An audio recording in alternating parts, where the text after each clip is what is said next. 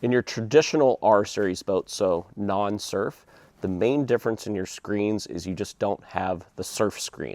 So there's one less option to select from your views. Now when you are on the cruising mode, or just kind of your home screen, your normal view, the gauge screen looks a little bit different compared to the surf series screen. However, the same information is being displayed. So here we are at the helm of the R series. In this particular surf model, this is how the gauges will kind of display in their default view. So you have on the port side screen, you kind of have your map, and the starboard screen has all your engine gauges and things like that. Both of them are touch screen, so I could zoom in and out just by pinching and pulling. I could use the plus and minus button on the side right here. Also in the map, you have a mark, info, SOS toolbars, and options on the bottom side. Mark will mark your current position. If you want to get certain information about your saved waypoints, saved tracks, auto guidance, tides and currents, things like that, you can get that here. The SOS button, if you are experiencing an emergency or are observing an emergency, you can press this, choose what you're seeing, and based on your GPS position, appropriate emergency services will be dispatched to that GPS location. On Lake Washington, it's generally a good idea just to dial 911. If you're off in open water, say way out in Puget Sound or something like that, you have no cell reception or radio reception, you can use that as a backup. Toolbars, when you bring this up, you can actually control the stereo from there if you wish. And then you have options such as changing the layout of the screen, or actually in the navigation chart option, you can change different layers, see different viewpoints and things like that. Over on the right-hand screen, I've got my RPM for the engine, coolant temperature, speed, and fuel level, as well as my total gallons per hour. So just reading in how many gallons you're using per hour based on your current speed. I've got a lake water temperature, unit voltage, so telling me my battery voltage, my house battery voltage, as well as my engine voltage, and then engine hours are right there as well. Same buttons on the bottom side of this screen as well. Now, one unique thing in here is when you want to change your view, say you want to go surfing or just look at things a little differently, two ways to do that. On the port side screen, you have these arrows to cycle through your different views. I can tab one over, just get a nav map. Looks the same, just the corner information is slightly different. Going left one more time, this brings up your surf control. So now that I don't have as much engine information over here, it's now transferred over to this side. So fuel level, engine speed and RPM, oil pressure and coolant temperature, those have moved over here, so a quick view. And on the right side, you do have your surf control right here. Ability to drain and fill my ballast tanks, turning my cruise control on. When the boat is running and I've selected cruise control, I'll then have the ability to choose surf left or surf right. When I do so, the outdrive will go to its predetermined position, as well as prepare to deploy the surf gate to create the wave on that one side.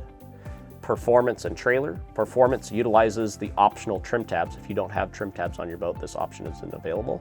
But what that certain performance mode will do, it'll utilize the trim tabs automatically to help get the boat up on plane when you're full of ballast. It's helpful for if you want to run back to the house or dock real quick, pick somebody up or drop somebody off or do whatever you need to do, and then head right back out and go surfing immediately.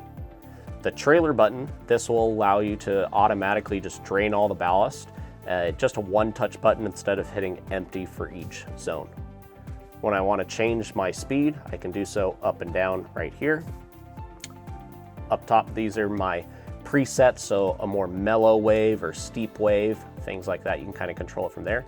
All it's doing is changing your ballast levels as well as your outdrive angle. Fuel levels here, outdrive angle, so PTA stands for power trim assist, so it's just telling you is your outdrive up or down, and then my boat speed is located right there. One of the other views is an anchoring view, so it's just going to show you kind of more of a depth in a bar graph view of what the bottom of the lake looks like. If I go back one more time, it's going to take me back to my default view.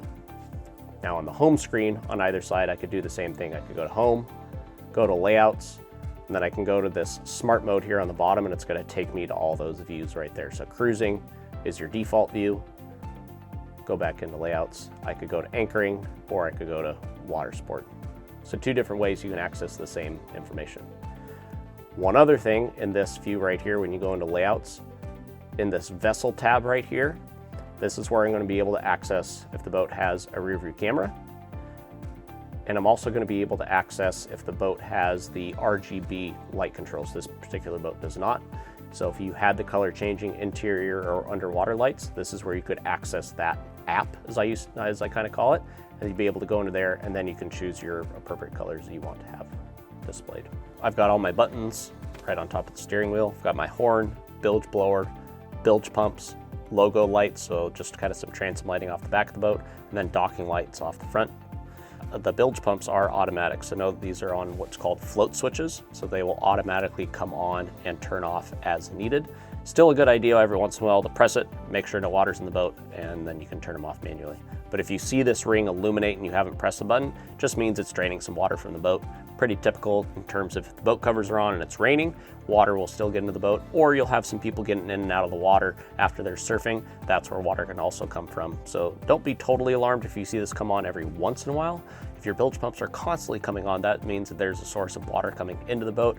Contact your service department so we can get that looked at. Some more light buttons here on the right side of the dash.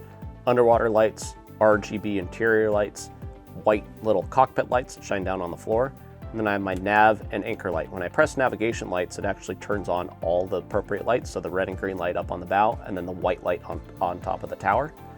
And then anchor light, if I am anchored out in the evening time, I can just turn that on to alert other boaters around me that I am anchored. This accessory switch isn't wired to anything. You can, if you wanted something else wired up to a switch, we could do that for you, and then you can just control it from that accessory switch right there. Keep in mind for the RGB lights, this will turn the lights on, but then you need to go into the app or the controller inside the screen to actually change the colors, both for the interior and underwater lights. Stereo control here on the left side of the steering wheel. Got some storage on the right side. This boat does have the optional trim tabs, so I've got those controls right here. Helm seat controls. This has the powered helm seat, so I can lift and lower and go forward aft with that. Arch power, so this is the powered tower in this boat, so as the captain, I can select if the switch is actually on or off to raise and lower it. And then I have a windlass control. Last but not least is the throttle. Lift up to go forward, neutral, and pull it back for reverse.